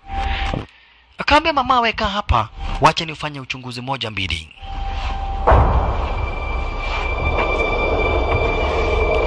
Akachomoka jamaa wetu James Henderson, star moja tena maridadi zaidi, au design moja tena pose kibisha.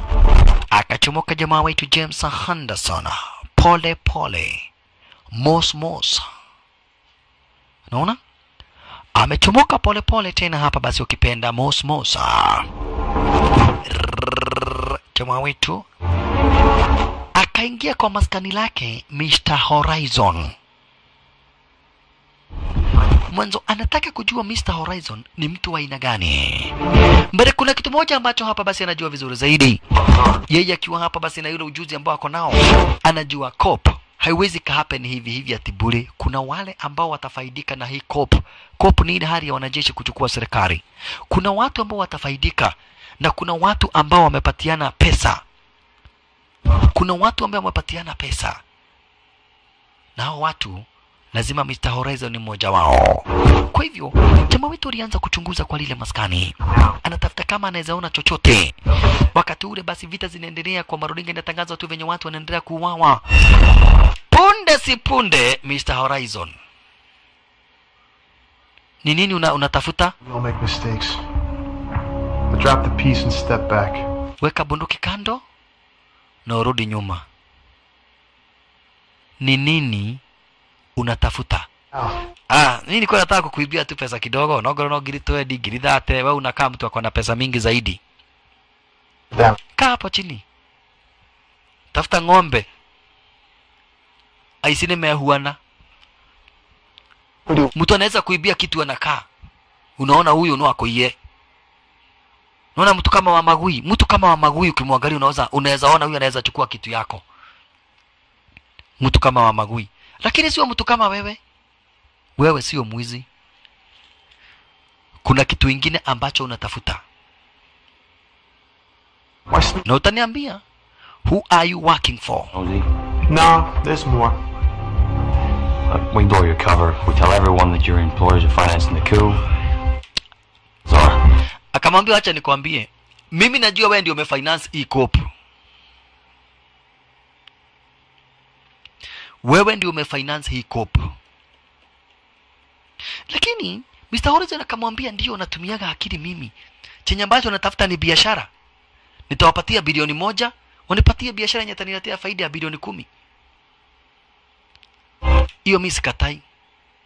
Na unajua, wakaendelea kujadiliana. Haya, masoja wanachapa raundi. Walisikia mtu anapiga nduru. Kumbe Mmoja kati ya wale masoja alirudi hapa. Cheka maneno. Alirudi hapa. Aliweza kurudi hapa. Kisha na maana anataka kuja kumrejesha mama. Wewe. Unajua nilikuja nikapata ukivaa nguo nikaona unakaa mzuri sana sasa.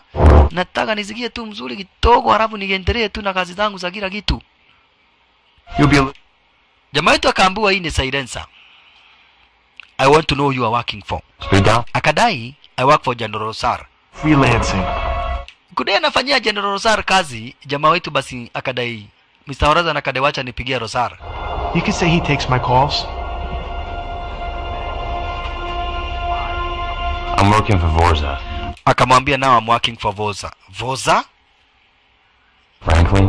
Yeah, huyo ndio ukweli. Mimi nafanyia Vorza kazi. Ngoja kidogo. Tena ufanyie General Rosar? Akampiga picha. Umenienjoy sana. Kaniambia unafanyia General Rosar? Wasojana wao walikuja kupatia Vorza. Walikuja kupata Vorza. Vorza akamwambia nifungueni hizi makamba haraka you idiot. Untie me you idiot. Huyo jamaa atapenda. Sasa kumeharibika mtazamaji. Vorza. President anaona venye raia wanafanywa unyama. Ai, kuona kumeharibika zaidi kama kupigia manzi wetu. Amuulize kwa nini aje wamekaa stare kama hiyo. Raia wanauawa vibaya zaidi na hao wanajeshi wanaumiza raia vibaya zaidi. Manzi naye amekataa kunajisiwa. Manzi Gabriel amekataa kunajisiwa. Cheki. Gabriel amekataa patwa kofi. Na wewe? Aya. Patwa. Chukua. Kwa nini kuguzaguza mimi kwa nini? Mimi na gedhi nyagu niko nao siwezi kubagiza lazima nikuguse ololo. Oh ye. Maskini manzi wetu. Shikwa mikono disaini kama hiyo. Haya jamaa akatoa waruwaro. Lakini kidogo akagogwa ya makagari. Wekwa kando. Help me. Hey, president akaona hapana. Hapa siwezi kaa sasa ati nitarajie nigoje watu wakuja kunisaidia. Hapa kuna bunduki. Weka magazine. Cock. Weka marasasi standby. Toa safety. Ona. Bash. Jamaa yetu akaambiwa hebu kunywa hiyo kamnyweso. Kunywa whiskey. Who do you work for? Tonywa wewe.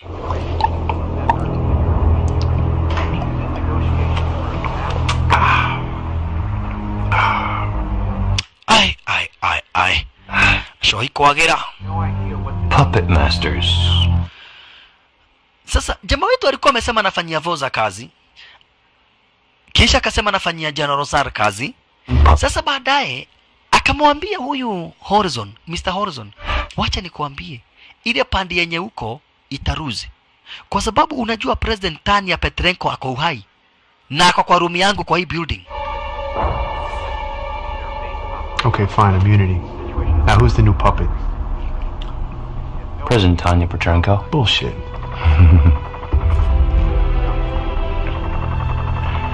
Is Azar keeping you in the loop? Unataka kusema uwezi amini chenye nitakwambia? She's not dead. She's not dead. Not in another country. Hayuko mbali. Ako kwa hii hoteli. Shit.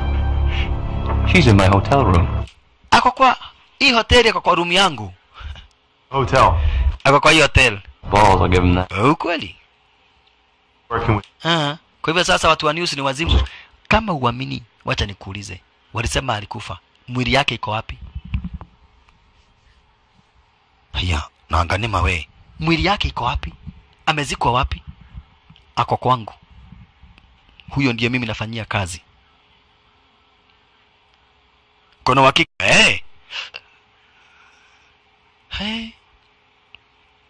Hebu simama.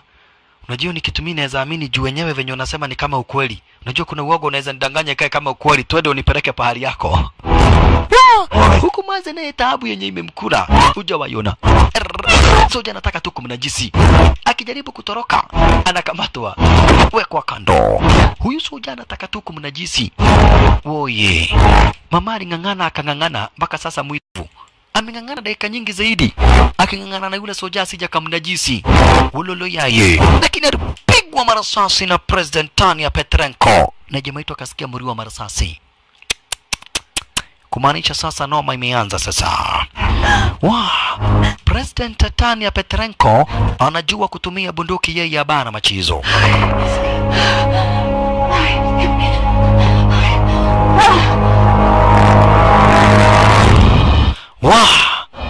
Ashalala.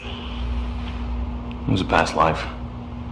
Thing is, James, I just never know when you're telling me the truth. Yeah. Umesema ako kwako, nataka kuona. Nataka kuona ukweli ama uongo wako. Sasa wakati hawa wanachomoka, walipatana na James Henderson. Checking. Mpaka sasa Horizon ndiye alistuka. You see, she's here, she's alive. Where's Vorsa? Tanya Petrenko ako uhai? Ndio. Vorsa ako wapi? Vorsa is dead. Wekeni bunduki chini. Tanya Petrenko akamwambia, I'm just a young girl. I'm just a girl, but bunduki siwezi weka chini. Keeping you alive. Jesus. What are you gonna do? You're gonna shoot me? Put the gun down! I am just a girl. I'm just a girl. Sai mimi sio president, sai mimi tu ni demu wa kawaida na nitakupiga risasi venye ambavyo hujawahi ona. Kumbe hapa basi masoja walisikia wakakuja. Horizon akatoroka, kisha hao na wao wakapata nafasi na kutoroka shasha. Hapo ndipo jamaa itore chukua bunduki na akamwambia, no, it is now or never. It's about time we fight for our lives shasha. Sasa ni wakati wa kupigania maisha yetu, mwanzo hakuna lingine shasha. Wanachambuliwa. James Henderson. Masoja wanashambulia na sasa yeye tu ndiye tegemeo kwa President Tanya Petrenko. Asante sana. Zinga mkononi. Maridadi. Chungeni kupigwa marasasi President Tanya Petrenko. Mkiwa na Gabriel chungeni sana kunyeshewa marasasi. Na masoja. Lakini jamaa wetu alipita na hawa kuwamaliza. James Henderson. Zinga limeisha marasasi. Anahitaji bunduki lingine. Wow. Watafanya namna gani? Gabrielle, you need to help her. You gonna make it? Yes, I'll make it. What about you? I'll hold them off. Yeah, wakameka deal. Gabriel wakiwa na President Tanya Petrenko waenda kutafuta watu wa news huko upande wa juu. Watangazia raia wote kwamba na kwa president ako hai. Na jamaa wetu akabidhiana na hawa masoja mpaka dakika ya mwisho. Bash. President aambia raia kwamba na kweti ako uhai. Na aambia wanajeshi wake waache kuendelea kujiunga na kikosi cha waasi. Mwanzo already tayari yeye ako uhai. Hiyo ndio sasa ametumwa akaambie raia kwa press. Mwanzo kwa hii building upande wa juu kabisa, hapo ndipo watu wa press walipo. Hapo ndipo wanahabari walipo. Mr. Gibbons. Wewe ulikuwa wapi? Voza. Angalia wenye pesa zimeanza kuingia. Watu wenye tunataka kupatia matenda, watu wenye inchi tofauti, inchi ambazo zinatuuga mkono. Akaambiwa achana na inchi, President Tanya Petrenko ako uhai. Uliniambia alikufa. Kwa nini? Nobody could survive that explosion. Nobody could survive that explosion. Hukufaa kuguess. Na venye pesa zimeanza kuingia tayari. Wacha nikwambie urais. Urais kwanza mtu kama mimi ambaye hataki demokrasi. Pesa zinaingia sana. Na nikuduli tejuni tuone nini. Unajua mimi nimekuwa sina pesa hata kidogo. Mr. Horizon naye alikuingilia akamwambia sikizeni. Already pesa yanyu nimewaekea 1 billion. Already nimewapatia. Lakini sasa President Tanya Petrenko ako uhai. Usijali. Atakufa. Niliwapatia pesa ili munipatie kazi. Na President Tanya Petrenko akiwa uhai hamwezi mkanipatia kazi yoyote. Na pista huyu President Tanya Petrenko sio deal ni huyu James Henderson ambao wako na yeye. Voza, you must take charge of the search. Petrenko cannot reach the penthouse. General. Muhakikishe Petrenko hatafika kwa watu wa news. Kwani huyu mtu mmoja mbona unamuogopa? Mtu mmoja hawezi akafanya chochote. Hawezi akazuia tusifanye biashara. Lakini akamwambia this guy is not an ordinary person. He's an ex-CIA. He's an ex-American Special Forces. He's a key ratio. Ni mtu ameua watu mpaka sasa watu wenye ameua hawezi wakahesabiwa. Ni mtu ambaye ni hatari kubwa. Why? Jamaa wetu James Henderson. He is extremely dangerous. Jamaa pishto. Kisha kashitende mae. Kachonja. Piga huyo na huyo mwingine marasasi kuamaliza. Wow. We, serikali haichukuliagwi virahisi venye ambavyo mnafikiria. Harakisha Madam President. President Tanya Petrenko, manzi harakisha. Uambie raia, ndivyo raia wawe pande yako na wanajeshi waache kujiuzuru. Jamaa wetu na yeye basi bila shaka pale zinga mkononi stara kama hiyo. Hapa basi James Henderson. Zinga mkononi diseni kama hiyo amejiweka shtene bae kabisa. Zinga, hai zinga mkononi. Mardadi. Bado mashambulizi baina ya wanajeshi wenye wamekataa hapa basi bila shaka pale kujiuzuru. Harakati rekebishi na wanajeshi waasi. Vita zimechacha zaidi kura upande wa nje. Sasa kama hao ambao wako kura upande wa ndani hawajui watafanya nini wala watatenda nini. Ila tu wakae wagoje venye ambavyo kutaenda. Wanahabari wa kimataifa wako ara zenye hizi. Wanahabari wa kimataifa. Lakini punde si punde President Tanya Petrenko akakuingilia. What? You are alive? Tumedanganywa umekufa. Akamwambia nahitaji broadcast ya faster. Nahitaji tuweze kufanya broadcast faster. Wanahabari speedy. Na hii muweza kuituma live. Hii nataka iende live ili watu wote wajue mimi niko uhai. Mwenye wanasema amekufa ni wao, lakini mimi bado niko uhai.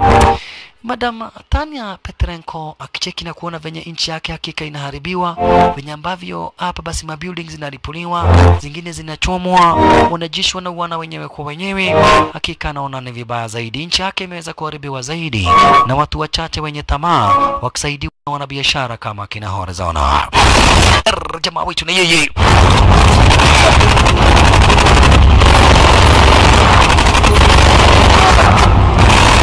salala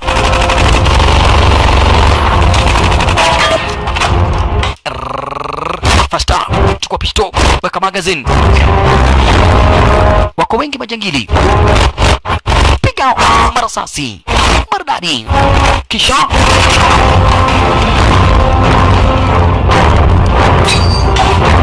akona hand grenade 1 2 3 4 5 6 7 8 9 ya 10 ni kulipuka, rakajifunikia faster. Hai, wanarusha mpaka mahand grenade wale majangili ya bara machizo. Wanarusha mpaka mahand grenade wale majangili. Wanarusha mpaka mahand grenade. James Henderson ashalala ululu yaye. One man army ako peke yake anakabidhiana na kikosi cha wanajeshi wengi zaidi akiwa peke yake, lakini haijalishi wanajeshi wako wangapi wa razo hizi, yeye mwenyewe anajiamini na anajitambua, because he knows very well that he is an American Special Forces retired commando. Alala yaye. Enyewe kule upande wa nje wanajeshi wanaendelea kupigana. Lakini sasa President Tanya Petrenko are victorious. Message kwa wanajeshi wake, waache kujiuzuru, yeye bado ako uhai. Message kwa raia, waungane na wasaidie wanajeshi wao ili kukabiliana na vikosi vya kimagaidi. General Rosar Hamini Horizon 9 ndio huyo. Yado anadoe mwana abia si kwa nyingi mno. Mnajua nimewapatia pesa mingi zaidi na already ziko kwa account yenu. Usijali. Mimi ndio na take over serikali. No huo noka yodo tigedi pesa zia bei soka tokaragia. Elo sasa Horizon alikuwa medhani ati President Tanya Petrenko amekufa. Tangu ajue President Tanya Petrenko ako uhai, Horizon ameshtuka sana tena zaidi. Haya, wanajeshi hapa basi waendelea kukabiliana na jamaa yetu James Henderson. Na mashambulizi ni makali zaidi. Hapa mashambulizi ni makali zaidi mana. Masoja wanaendelea kutumwa wengine. Wanajeshi wanaendelea kutumwa wengine baada ya wengine. Na mission ni kumwangamiza jamaa wetu hapa basi bila shaka paro kipenda James Henderson. Na James Henderson kazi yake ni kuhakikisha hapa basi president ameweza kusoma speech yake. Na kwa hivyo president alianza kusoma. Akaambia raia, muwaunge mkono wanajeshi ambao wanapigania haki yetu. Na nyinyi wanajeshi wangu ambao mnajiuzuru, wacheni kujiuzuru, mimi niko uhai. Nimetekwa nyara na wanajeshi waoga kadha wa kadha, na lakini kuna jamaa moja wangu anakabidhiana na wao proper. Wale ambao wako hapa na ni wanajeshi nitakabidhiana na wao na nitawamaliza. Na nataka wanajeshi wangu wote ambao walikuwa waaminifu kwa serikali ya taifa letu la Autonomous Republic waweze kuendelea kupigania haki zetu. Wachache ambao wanajaribu kutudouble cross tutawaweza na tutawamaliza. Wakati anasoma speech yake na jamaa wetu anakabidhiana na wanajeshi vile vile bado. Jamaa wetu bado anaendelea kukabidhiana hapa, basi bila shaka pale na wao. Jamaa wetu bado anaendelea kukabidhiana na wao disani kama hii sasa. Jamaa wetu James Henderson. Maridadi. Voza na yeye ndiye huyu. George Voza. He's got us. Yeah. Voza kafahamishwa. President Tania ameanza kuambia wanajeshi wake warudi kwenye upande wake. Hapo ndipo sasa Voza alijua kumeanza kuharibika. Raia nao wanaona live. Wanaona hapa basi bila shaka pale kwa zile news live kwa masimu zao. We are not afraid. Msiogope. Yes. Wanajeshi wengi ni wetu. Na najua atarudi pande yetu baada ya kujua sisi tuko uhai. Kwa hivyo ukiona mwanajeshi fulani ambaye ako karibu na wewe, mwambie president ako uhai na kwa hivyo arudi pande ya president.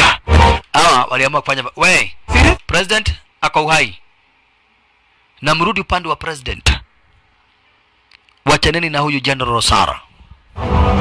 Stay there. Nani unaambia? Nyinyi kwanza mnakaa mlikuwa wasaliti. Leta buduki. Okay, chukueni. Leta magazini, chukueni. Leta buduki, leta bakobora. Chukua mikono juu. Hao ni wanajeshi ambao walikuwa hawana otherwise. Wanafuata General Rosara. Wale surrender. Na General Rosara alikuja kaanda wanahabari. President akamwambia, sikiza General Rosara, nilikuwa najua tu ni moja kati ya watu ambao wanaulizaga nitakufa lini uchukue ushukani. Lakini sasa niko uhai. Nitakuua. After all mimi niko na mabuduki. Uko live on air tikoli mo. Horizon akamwambia we are live on air, hatuwezi muua live on air. The people don't want to try. Akamwambia sasa tutamuua live on air. Ili watu wajue amekufa. Lazima tumuue live on air ili watu wajue amekufa. Ndio sasa kila kitu chenye kinatendeka hapa kinaonekana live. General. Voza alikuja General. Yaani hivyo ndivyo unafanya. Ndio Voza anajua wakonea. Kwa nini unajaribu kuchukua serikali? Tunasema nini? Kwa nini unajaribu kuchukua serikali? Kuchukua serikali. Kwani hujui venye tunafanya? Mkiwa na nani? Kwa nini unajaribu kuchukua serikali yake President Tania Petrenko? Sasa mara moja hapa basi General Sara kajua ni kwa sababu ya wanahabari wenye wako hapa. Kwa hivyo wakatoka on air. Na kisha president akakamatwa na wakawekwa stara kama hiyo.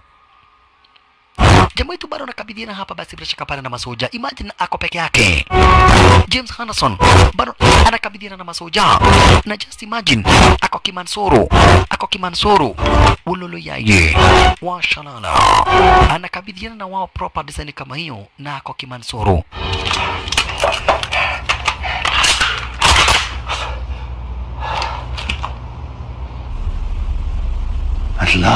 At last. Huyu jamaa ameuawa. Walisikia mfyatuliwa marisasi umeisha, wakadhani sasa ati James Henderson ameuawa. Ndipo jamaa wetu alicheka kuona kuna mtu amebeba makombora nyingi zaidi ara zenyewe hizi. Mahadi grenade akazibeba. Naona James Henderson akabeba zile hapa basi mahadi grenade na ambazo ni mingi zaidi. Huku Gabriel analia juu wakati mlio wa marasasi hapa basi uliisha. Hawa walidhani hapa basi ati jamaa wetu James Henderson amewezwa na wanajeshi na akauawa. Horizon ni akawaambia sasa, mnajua bilioni 1 kupata venye mtu waga anachoka. Na nimesikia Voza anataka kukudouble cross. Rosara akamwambia Boza alikuwa anasema hivyo juu tuko live on air. Sasa tuko off the air. Asante sana rafiki yangu kwa kujua ni kwa nini nilikuwa nasema hivyo. Lakini kuulize, huyu mtu ametupatia 1 billion. Badala ya kushinda tukingangana kumlipa deni yake, si tumuue tu mara moja. Tumuue. Juu hata tuko na bilioni 1 tunaweza achana na serikali. Ngoja maraude muongerera bilioni ingĩ. Wene kwa daigigire asa. Dage kue. Kufa. Horizon aliuawa. Na ndio unasikiaga ni vibaya sana kulipa kitu kabla hujapatiwa, especially hizi babo kama hizi za tenda. Sasa yeye amelipa tenda lakini ameuawa. Oh yeah. Hapa napo kuliwachwa makombora. Nyinyi masoja chungeni sana. Chungeni sana, mwanzo hapa kumejaa makombora. Jamaa wetu aliwacha amefanya setup ya makombora. Makombora zingine deadly zaidi. Tena nyingi sana. Makombora nyingi sana zimeweza kusetiwa ara zenyewe hizi.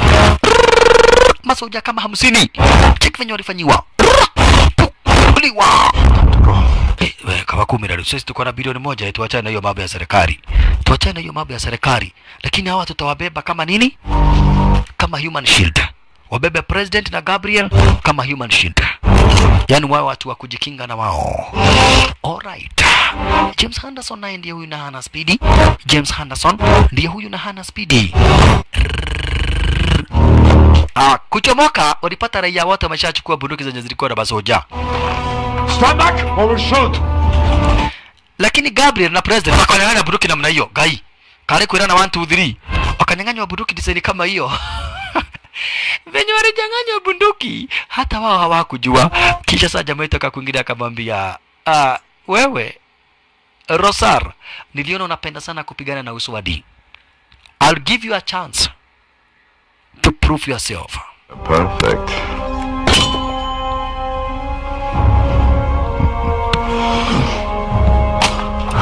Nataka tupigane na wewe ukitumia uswadi. Amempatia a chance to survive, a chance to fight for your life. General Rosar amepatiwa chance to fight for his life. General Rosar sasa unageuza serikali ya president, kisha unakuja pahali president alipo, unataka kutumia wanahabari kujidikiria ati wewe ni president. Ukitaka urais unafanya campaign, unachaguliwa.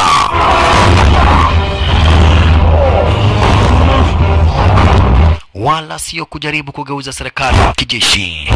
Unasikia? Ukitaka kuwa president unafanya campaign, unachaguliwa. Sio kujaribu kuchukua serikali kijeshi. Hapana. Siku hizi kuna democracy. Anga unajua venye nakoga na nguvu kwa kucha. Ati nguvu kwa kucha. Kucha zangu zinakoga na nguvu sana. Kwanza meno.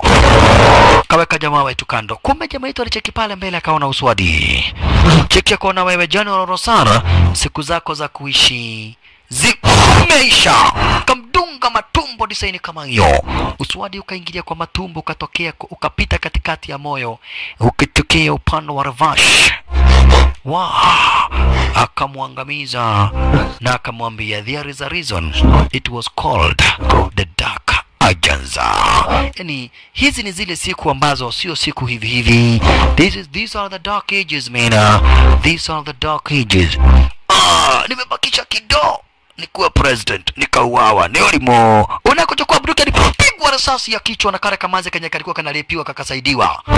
Usicheze na huyo jamaa. Nilikuwa ninalepiwa akanisaidia. That is for saving me from being raped. Asante sana kwa kuokoa msuli yangu ikabaki kuwa ndani yangu. Walikuwa wanataka kunirape, ukaiokoa. Ala, kamaze kaliweza kuokoa maisha ya jamaa wetu mwanzo piga vozo marasasa design kama hiyo. Wanajeshi wa serikali na wakaweza kukuingilia kwa wingi zaidi. Wale hapo walikuwa wamesarenda wakawacha kusarenda. Kikosi cha wanajeshi ambao hapa basi walikuwa wanafikiria sasa wataongozwa na General Rosar, wote wakaweza kusarenda na kudai sasa wako upande wa President Tanya Petrenko. President Tanya Petrenko akadai wanajeshi wote wenye walikuwa hapa basi bila shaka pale wanataka kujiunga na General Rosar. Amewasamehea. Yeye chenye ambacho anataka ni waweza kujenga taifa moja ambalo litaweza kuwa na maendeleo, taifa ambalo litaweza kuwa hapa basi bila shaka pale demokrasia, taifa ambalo ni taifa la Denestria na Autonomous Republic. Jamaa yetu na akaambiwa basi na president amempa shukrani zaidi, lakini akamwambia yeye ni mwana CIA na anatumwa pahali kama hapa, mwanzo usaidizi wake basi unakuwa ukihitajika anytime. United States of America ilijua mambo kama inaweza tendeka, na ndio sababu ikatuma mtu kama huyu aandamane na watu wa ile kampani mwanzo hapa basi bila shaka pale anaweza kuwa wa usaidizi wakati wowote, dakika yoyote, muda yoyote. Yeye naye hapa basi kampani yako na wewe Gabriel, mkitaka tenda lolote mkuje tupitie njia ya kidemokrasia tuwapatie tenda. Na hapa basi serikali ya nchi yetu the Australian Autonomous Republic, serikali yangu itafanya kazi na serikali ya United States of America na nchi zingine kama vile Kenya, Uganda, Tanzania, Rwanda, Burundi, pia nchi ya Kabuli, zote tutaweza kufanya kazi na wao ili kuweza kujenga nchi yetu ya the Australian Autonomous Republic for a better tomorrow, ili hii nchi iweze kuwa na maendeleo, iwe nchi yenye maendeleo kama vile Kenya, iweze kuwa nchi yenye basi kuna mabarabara kama vile Kenya, iweze kuwa nchi yenye gari za moshi za elektroniki kama vile Kenya, iweze kuwa nchi yenye demokrasia kama nchi ya Kenya. Tumeitwa kambi hapa basi Gabriel, na sisi already TEDA tumepata juu tumesaidia president. Hivyo sasa hakuna shida, hakuna hoja kuta tukiapply for TEDA. TEDAs and kandarasi already tumepata. Kwa vile kitu iko ni sasa tuende kwa hoteli, tuoge, tukunywe kamnyweso, tukae na tusherehekee mwaka mpya. Huku wakisherehekea mwaka mpya hapa bishi na markicheki na wanabishi na picha letu pia hapa basi ni mwisho hakubishi ni wako Mansarakta aitopa ranking DJ ranking Afro Amigos.